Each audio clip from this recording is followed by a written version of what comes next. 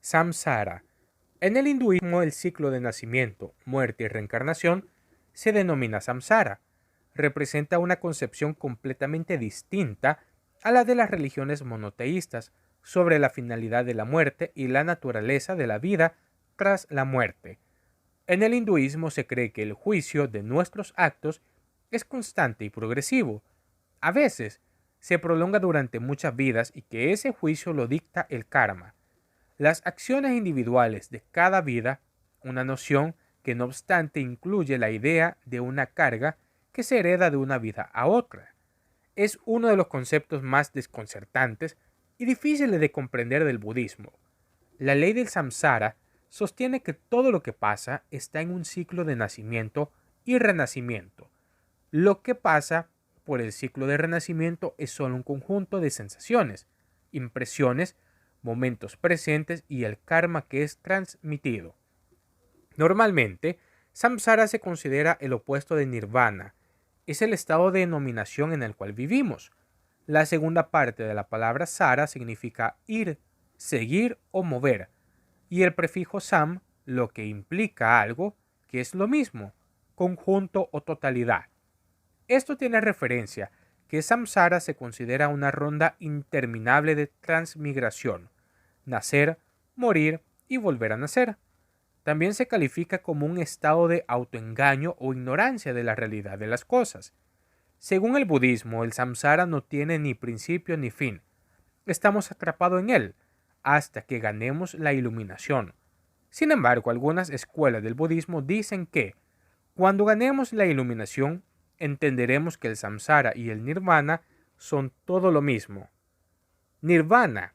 El término significa la extinción de la existencia. Nirvana es un estado externo del ser. Es el estado en que la ley del karma y el ciclo de renacimiento llegan a su fin. Es el fin del sufrimiento, un estado donde no hay deseos y la conciencia individual llega a su fin. Es un estado de extrema felicidad. En la reencarnación, nuestro cuerpo y nuestra mente son entidades distintas. Por lo tanto, aunque el cuerpo que se desintegra después de la muerte, el continuo mental permanece intacto. La mente no es el cerebro o alguna otra parte o función del cuerpo. El cerebro es un objeto físico que se puede ver, fotografiar y someter a una operación quirúrgica. En cambio, la mente no es un objeto material y no se puede ver, fotografiar ni operar. Por lo tanto, el cerebro y la mente son una parte más del cuerpo. Reencarnación es la creencia según la cual el alma después de la muerte se separa del cuerpo y toma otro cuerpo para continuar otra vida mortal. Según esta creencia, samsara, las almas pasan por ciclos de muertes y nuevas reencarnaciones. La reencarnación está vinculada al concepto del karma. En las sucesivas reencarnaciones, el alma podría evolucionar hacia la perfección, hasta convertirse en espíritu puro que no necesita más reencarnaciones. Los tres venenos del espíritu se encuentran en el centro del samsara. Cuando estos tres venenos entran en la mente, le quitan a la vida del ser humano lo más bello que tiene. Bajo el dominio de estos tres venenos, el ser humano olvida su identidad y su naturaleza de divina espiritual. Son solo un señuelo agitado. El ego se cree inmortal. Tras ser que corren los héroes para atenuar los efectos de la impermanencia y evitar tener en cuenta la vejez y la muerte. El primero de estos tres venenos es la avidez. Es el deseo, el apego, la sed de apropiación, de posesión. Está representado por un gallo. El odio está representado por una serpiente. También es la cólera, la malevolencia y la agresividad con respecto a los demás, por supuesto, pero también con respecto a uno mismo. El cerdo simboliza la estupidez y la ignorancia de nuestra naturaleza original, pero también de las condiciones de nuestra existencia.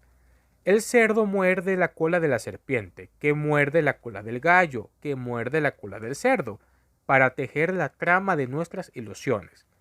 Están allí, los tres inseparables, en el origen de las acciones generadas durante esta vida, durante la existencia de este grupo de memorias. Los estados intermedios.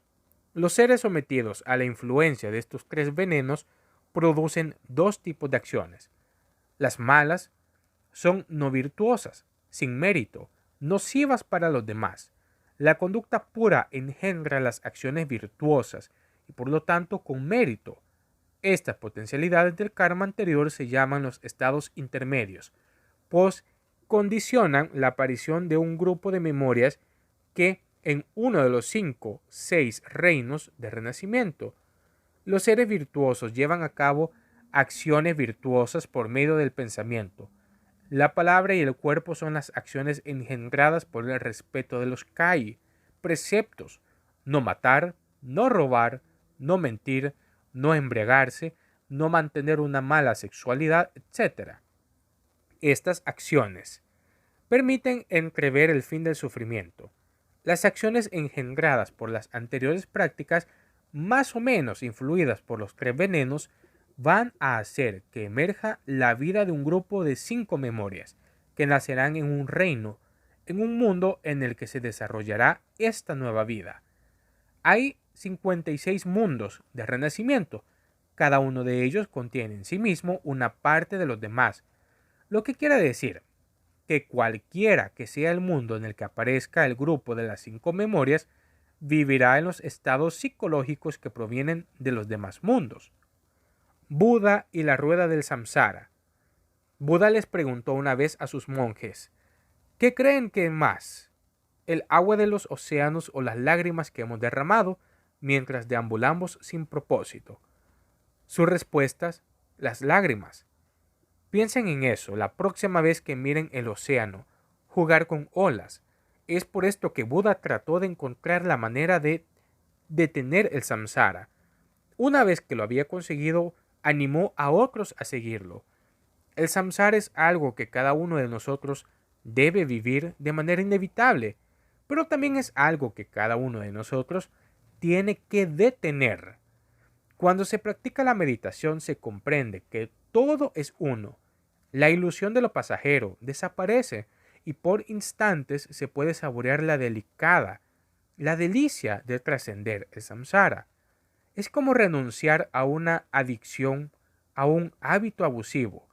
Cuando se aprenden las habilidades necesarias para dejar de crear los mundos del sufrimiento, se pueden compartir esos conocimientos con los demás, para que éstos también puedan dejar de crearlos.